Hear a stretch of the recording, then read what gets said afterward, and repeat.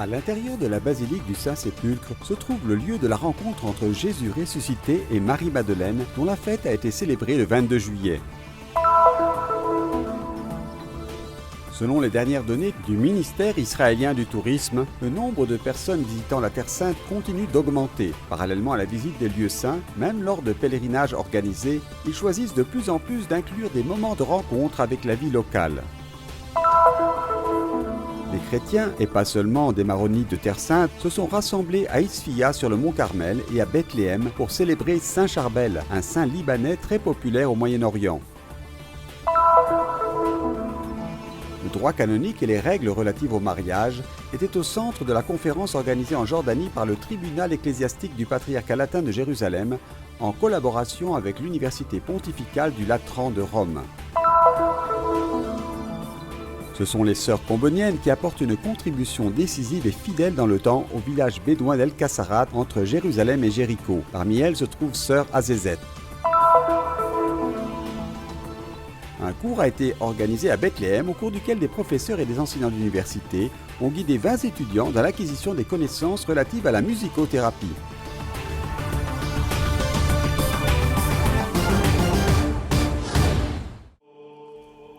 Fleurs, bougies, encens et vêtements, tout est prêt pour célébrer celle qui a annoncé le Christ ressuscité pour la première fois. Marie-Madeleine a rencontré Jésus ici. Elle avait peur parce qu'elle ne savait pas que c'était le Seigneur. Pour nous qui sommes ici au Saint-Sépulcre, il s'agit d'un lieu solennel, car nous nous trouvons exactement à l'endroit où la rencontre a eu lieu. Sur le mur de la basilique, un tableau représente la rencontre entre Marie-Madeleine et le Christ et représente Jésus comme le gardien du jardin, selon l'impression que la sainte a eue avant de reconnaître la voix du Maître. Jésus lui dit « Femme, pourquoi pleures-tu? Qui cherches-tu » Le prenant pour le jardinier, elle lui répond « Si c'est toi qui l'as emporté, dis-moi où tu l'as déposé, et moi j'irai le prendre. » Jésus lui dit alors « Marie. » S'étant retournée, elle lui dit en hébreu « Rabbouni », c'est-à-dire « Maître ». Jean chapitre 20, versets 15 à 16. Et c'est ici, à l'intérieur de la basilique du Saint-Sépulcre, que cet épisode biblique a eu lieu. Maria Magdalena come prima donna. Marie-Madeleine est une femme courageuse, pleine de confiance, de foi, et est la première femme qui est allée dire aux disciples « On m'a envoyé dire que Jésus est ressuscité ». Sono stata mandata per dire che Gesù è risorto.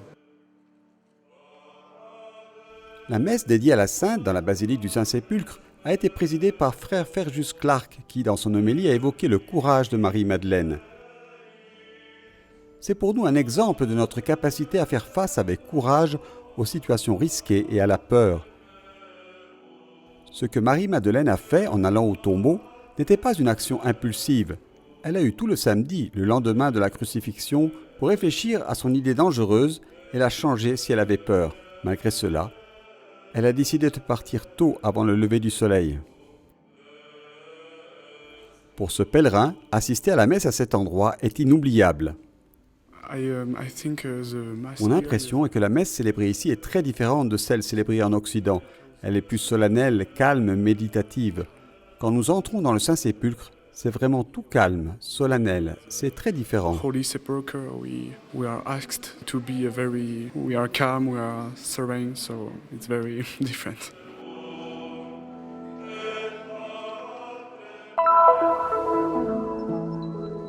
Le nombre de personnes visitant la Terre Sainte continue d'augmenter. Ce sont des touristes, des pèlerins, des fidèles de différentes religions. Parallèlement à la visite des lieux saints, on choisit de plus en plus, même lors de pèlerinages organisés, d'inclure des moments de contact avec la population locale, des réunions, des visites d'organisations caritatives. Ce groupe de 300 pèlerins de Bergame, l'un des diocèses de pèlerins italiens les plus généreux, 13 000 pèlerins en 10 ans, dirigé par leur évêque, a rencontré par exemple la communauté Ephata à Bethléem, qui s'occupe des enfants sourds et muets, et a assisté au spectacle de clôture d'un camp d'été pour enfants arabes à Jérusalem, un spectacle consacré à la rencontre entre Saint François et le sultan il y a 800 ans. Un message d'une grande intensité s'en est dégagé. Une rencontre qui n'est pas simple, mais que nous voulons poursuivre également à notre époque, avec prudence et surtout avec confiance. en Terre Sainte, mais également dans tous nos pays. ma anche in tutti i nostri paesi. Les fidèles viennent de tous les continents. Le Père Manuel est originaire du Brésil. En tant que responsable de la pastorale du tourisme de la Conférence des évêques brésiliens, il collabore souvent à des projets de pèlerinage dans les lieux saints. Il explique que faire un pèlerinage en Terre Sainte est une expérience particulière dans la vie de chacun. Venir ici est une expérience unique et j'espère que de ce lieu saint, l'amour, la tendresse, la miséricorde de ce Dieu qui nous aime sans limite peuvent arriver dans la vie de tous. L'augmentation de l'afflux de personnes en Terre Sainte enregistrée ces dernières années est également visible à la lecture des dernières données publiées par le ministère du Tourisme israélien, selon lesquelles seulement en juin 2019, en Israël, il y a eu environ 365 000 touristes entrants avec une croissance de 17,7% par rapport au même mois l'année dernière. 2018 a été une année record pour Israël avec plus de 4 millions de touristes. On peut le voir à l'œil nu. Les lieux saints sont de plus en plus bondés avec de nombreux groupes de pèlerins organisés, guidés vers la rencontre avec cette terre et en particulier avec les lieux de la vie de Jésus. C'est une expérience, celle de guide, très intéressante car il faut apprendre pour enseigner. La richesse est telle que parfois les pèlerins peuvent être un peu effrayés. Tout le monde en ramène un morceau à la maison, mais ce n'est pas grave. Selon les données du ministère israélien du Tourisme, plus de la moitié des personnes arrivant en Terre Sainte ont moins de 44 ans, d'appartenance religieuse très variée, même si plus de la moitié d'entre elles sont chrétiennes. J'ai vécu de nombreuses années en Argentine, avec différentes religions, de nombreux juifs et beaucoup de musulmans. Mon rêve était de venir en Israël et d'apprendre d'autres réalités. Cela a vraiment été passionnant. Aujourd'hui, je disais à un ami que je n'avais jamais vu un tel endroit où se trouvent autant de religions réunies.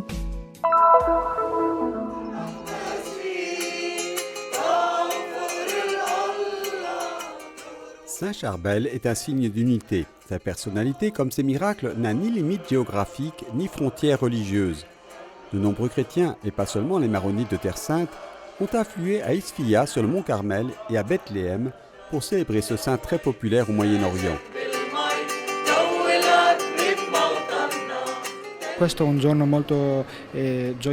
C'est un jour très joyeux, non seulement pour donner de l'importance à la personne, à l'homme, mais pour donner de l'importance à Dieu, à sa gloire, car il a choisi ce saint, cette personne.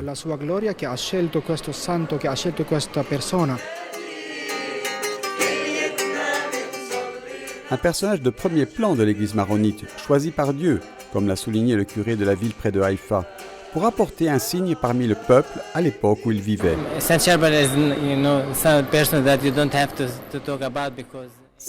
est une personne qui n'a pas besoin d'être présentée, car pour tout ce qu'il fait dans le monde, tout le monde parle de lui.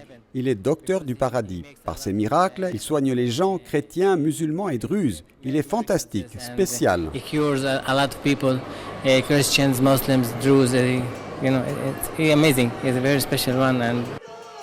En Terre Sainte, la communauté maronite compte 11 000 fidèles dispersés entre Israël, la Palestine et la Jordanie.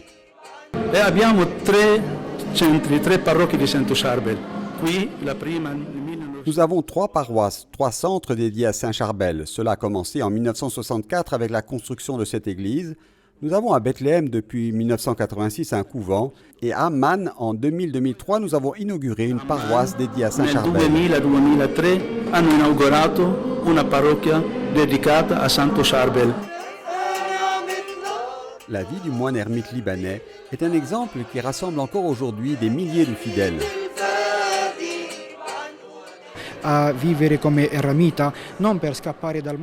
Il vivait comme un ermite, non pas pour fuir le monde comme le suggère ce mode de vie, mais pour s'unir à Dieu, sans s'isoler de la réalité, par amour pour lui et pour le monde entier.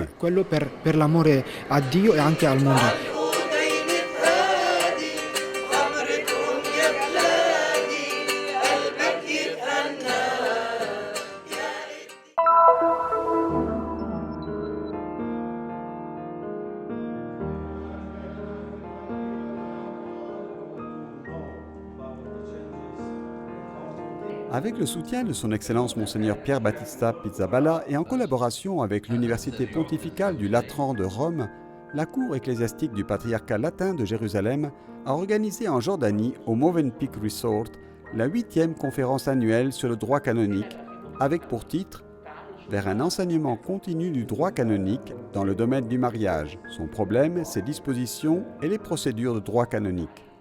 أهمية هذا المؤتمر إنه هذا المؤتمر هو المؤتمر الثامن بمعنى ضمان استمرارية التثقيف.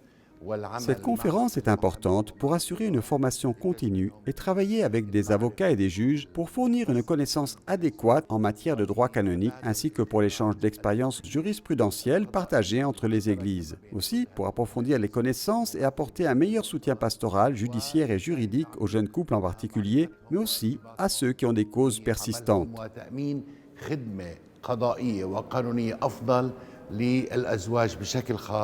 المتداعين أمام المحاكم الكنسية.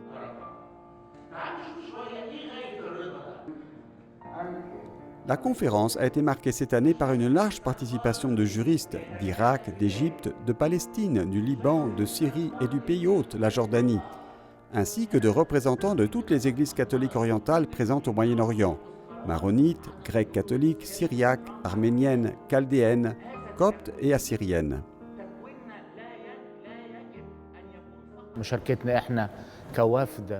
Notre participation aujourd'hui en tant que délégation égyptienne à cette conférence en Jordanie est très importante. Nous avons un besoin urgent d'actualiser et de renouveler nos informations et expériences et d'échanger des opinions sur des sujets spécifiques, en particulier ceux liés à l'invalidité du mariage, mais également à son soutien et à son accompagnement.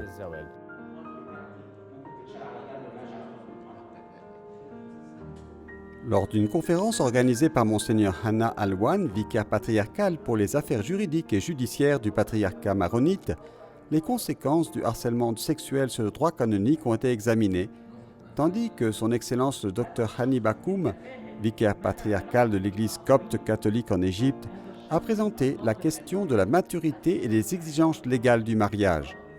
Le professeur Condé de l'Université pontificale du Latran à Rome a exposé dans son rapport la perspective canonique du mariage à présenter aux couples fiancés. Il punto principale che abbiamo voluto trattare è che le persone che si dedicano alla pastorale, i parroci, i sacerdoti.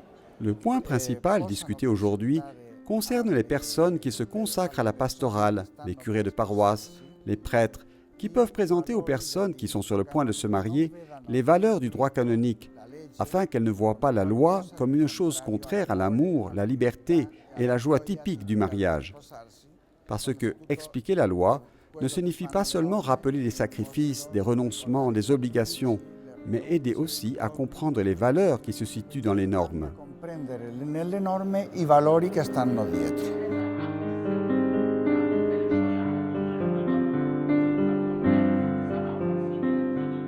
E le aspettative principali è aiutare, come dice il titolo del convegno, ad una. Le but principal est d'aider, comme l'indique le titre de la conférence, à assurer une formation continue et permanente en droit canonique, non seulement pour les experts, pour les avocats, les juges, mais aussi pour les catéchistes, les curés et les prêtres. Catechisti per parroci e sacerdoti.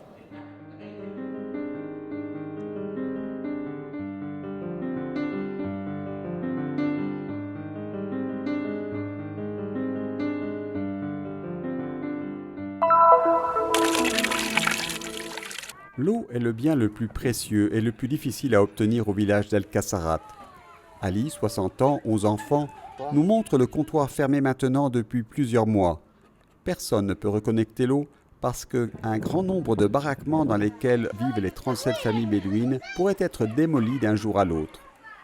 C'est l'un de nos problèmes, nous a dit le chef du village. Maintenant, nous devons aussi payer l'avocat. L'ONG qui nous aidait n'a plus de fonds pour cela. La vie continue dans les limbes à El Kassarat, comme dans les 26 autres villages bédouins dispersés entre Jérusalem et Jéricho.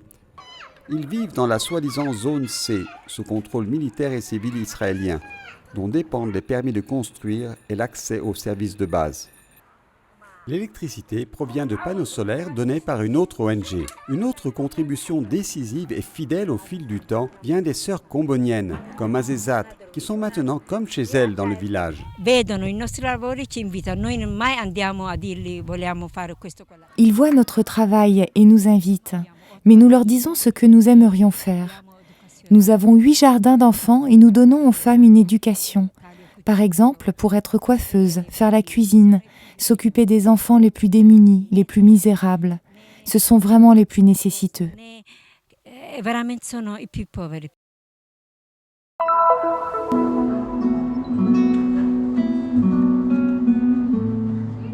La musique a toujours fait partie de tout le monde. Elle détend, libère des tensions. Et par la musique, vous pouvez communiquer des humeurs, des émotions.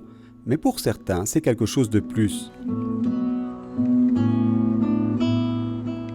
À Bethléem, après 2 ans de cours, un groupe de 20 étudiants et professionnels palestiniens a terminé le cours de musicothérapie. Vous me trouverez dans le son. Un projet promu par ATS Pro Terra Sancta et qui a vu la collaboration de l'Université de Bethléem, de l'association italienne Musica Prima, du centre SPAE, service de psychologie de l'apprentissage et de l'éducation à l'âge du développement, de l'Université catholique de Milan, l'association Real Monte et l'association Elice.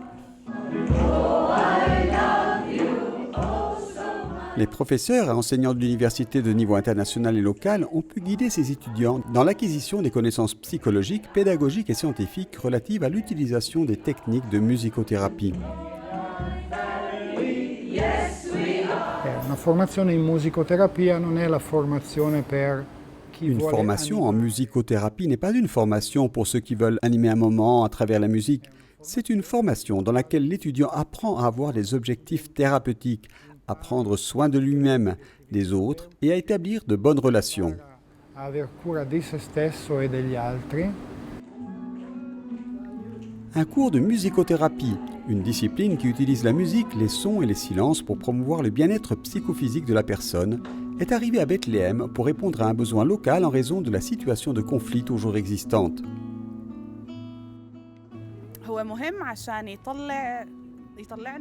Il est important pour notre société de sortir du traumatisme que nous vivons chaque jour. Per noi, come lavoro di ATS Pro Terra Santa, è ancora una volta Pour nous, un'occasione per ATS, sostenere c'est l'occasion de soutenir les personnes, surtout celles qui doivent s'occuper des autres, et favoriser la formation, prêter attention aux patients, accompagner les personnes, en particulier celles appelées à servir les autres dans différents travaux. principalmente quelli che sono chiamati a servire gli altri nelle varie opere. Un dialogue musical important entre l'Ouest et l'Est, car il ne s'agit pas seulement de devoir-faire, mais de savoir-faire. Il y a beaucoup de personnes âgées qui souffrent des changements psychologiques dus à l'âge et qui étaient si heureuses de nous rencontrer. Elles nous attendaient et nous ont demandé pourquoi nous n'allions pas tous les jours chez elles, au lieu de seulement 2 fois par semaine. De leur langage corporel, nous avons perçu leur réaction positive. Per poter diventare una persona importante. Pour pouvoir devenir important pour vos patients, les aider, les guider et les écouter. Sa guidarli, sa ascoltarli.